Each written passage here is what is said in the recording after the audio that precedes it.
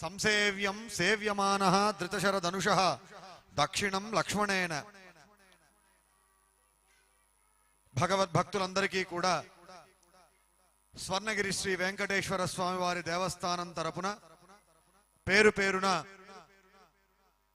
శ్రీరామనవమి శుభాకాంక్షలు తెలియజేస్తూ,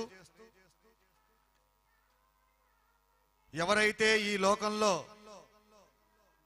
ప్రణవ స్వరూపుడై వేంచేసి అవతరించాడో,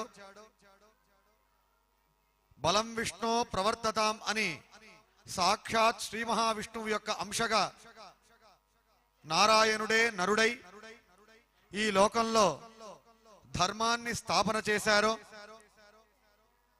ఏ స్వామి అయితే అయోధ్య నుండి లంకాపురి వరకు నడిచి వెళ్ళి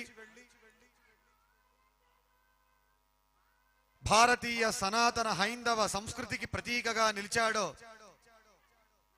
ఏ స్వామి అయితే ఈ లోకంలో అవతరించి తారతమ్య భేదం లేకుండా, తరతమ భావం లేకుండా ప్రాణికోటికన్నిటికీ కూడా అభయం సర్వభూతేభ్యో వ్రజామి ఏతత్ వ్రతం మమ అని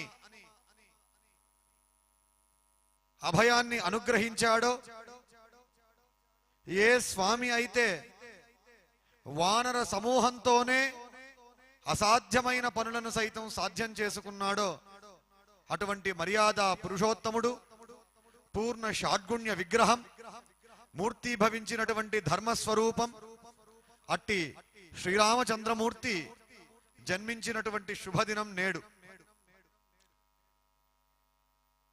ఆ స్వామి రావణ సంహారం కోసం ఈ లోకంలో అవతరించి ఇక్కడ నడయాడాడు. భారతీయ సంస్కృతికే మూలాధారమైనటువంటిది శ్రీమద్ రామాయణం. తపస్వాధ్యాయ నిరతం తపస్వి వాగ్విదాంబరం నారదం పరిపప్రచ్చ వాల్మీకిర్ మునిపుంగవం అని అన్నట్లుగా సాక్షాత్ భగవంతుడు ఈ లోకంలో అవతరించినప్పుడు భగవంతుని యొక్క అవతారాలు 5 రకాలుగా శాస్త్రాలు చెబుతూ ఉన్నాయి. పర, విభవ, వ్యూహ, అంతర్యామి, అర్చావతారం. పర అవతారం అంటే తద్విష్ణోః పరమం పదకం సదా పశ్యంతి సూరయః, ఎప్పుడూ నిత్యసూరిగణం కన్నార్పకుండా చూస్తూ ఉండేటువంటి శ్రీభూ సమేతంగా శ్రీవైకుంఠ లోకంలో ఉండేటువంటి పరవాసుదేవుడు పర అవతారం. ఆయనే ఈ సృష్టి స్థితి సంహారాది అనేక కార్యక్రమాలన్నిటికీ కూడా మూలాధారమై ఉన్నటువంటి స్వామి పరమాత్మ. అట్టి పరమాత్మ తన సంకల్ప మాత్రం చేత సృష్టి స్థితి సంహారము అనేటువంటి ఈ 3 కార్యక్రమాలను నిర్వహించడం కోసం ప్రద్యుమ్న, అనిరుద్ధ, సంకర్షణ అనేటువంటి వ్యూహ అవతారాలను దాల్చాడు. అయినప్పటికీ ధర్మాన్ని స్థాపనం చేస్తూ తన భక్తులను అనుగ్రహించడం కోసం అవతరించవలసినటువంటి పరిస్థితులు ఏర్పడినప్పుడు ఆయనే ఈ లోకంలో అవతరించాడు. మత్స్య, కూర్మ, వరాహ, నృసింహ, వామన, పరశురామ, రామ, బలరామ, కృష్ణ, కల్కి ఇత్యాది దశావతారములతో పాటు మరో 14 అవతారాలు, మొత్తం 24 అవతారాలను స్వామి ఈ లోకంలో ఎత్తాడు. అందుకే వీటికి విభవ అవతారము అని పేరు. విభవము అంటే జరిగింది అని అర్థం.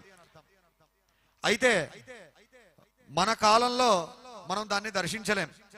ఆళ్వార్ పిన్నానార్ వణంగుం జ్యోతి అని స్వామి గురించి మంగళాశాసనం చేస్తాడు.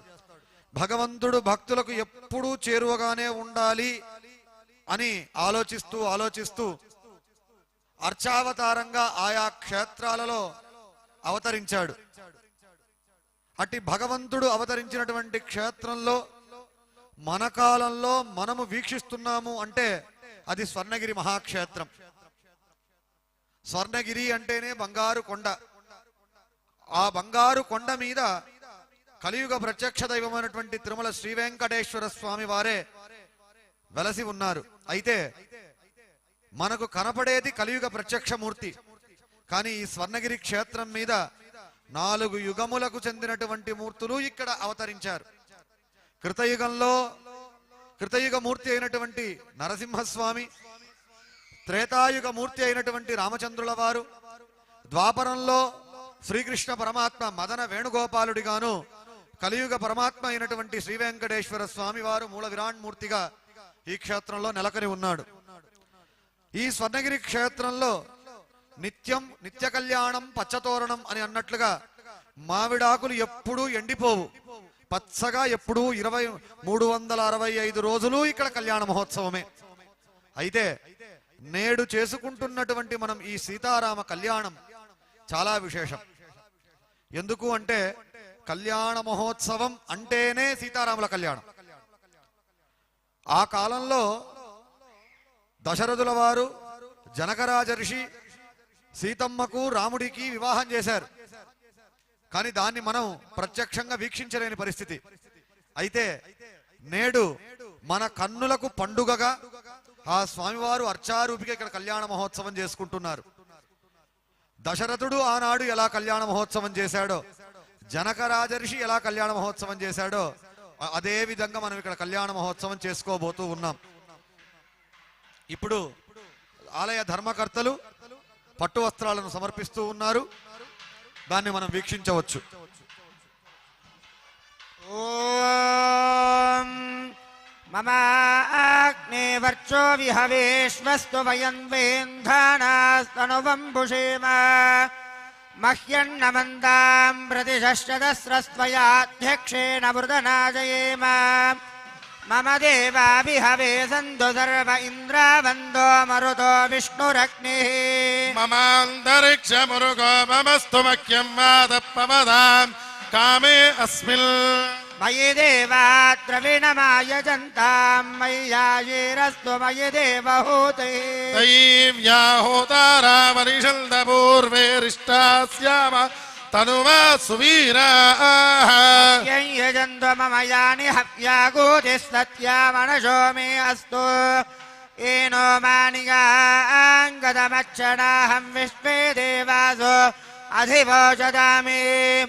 దేవేశ్వరుర్వీరరుణకృణోత విశ్వే దేవాస వీరవీరయత్వ మాహాత్మహి ప్రజయా మాతనోభిర్మారదామద్విషదే సోమరాజన్న అగ్నిర్మణ్యం ప్రతినుదం పురస్తాదబ్ధో గోపా పరిపాహిణత్వ ప్రత్యంజోయంతు నిగత పునస్తే మహిషా చిత్తం ప్రబుధా వినేశత్ ధాతా ధాతృణాం భువనస్య యత్పతిర్దేవగో సభిదారమభిమాతిషాః ఇమం యజ్ఞమశ్వినో భా బృహస్పతిర్దేవాపాन्तు యజమానన్యర్థాత్ ఉరువ్యజానో మహిషర్వయగోషదస్మిన్ అవే పురుహూత పురుక్షు సణ ప్రజాయై హరియశ్వమృడయేంద్రమాణోరీరుషో మాపరాధాః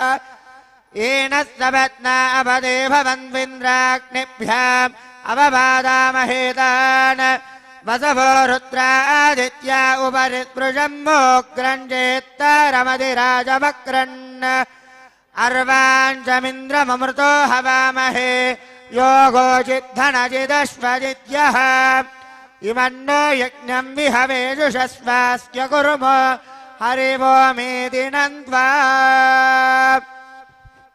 ओम दक्षयोरावृणीमहे गातुं यज्ञाय गातुं यज्ञपतये देवी स्वस्तिरस्तु नः स्वस्तिर्मानुषेभ्यः ऊर्ध्वं जिगातु भेषजं शन्नो अस्तु द्विपदे शञ्चतुष्पदे ओम शान्ति शान्ति शान्ति बाजा कीर्तन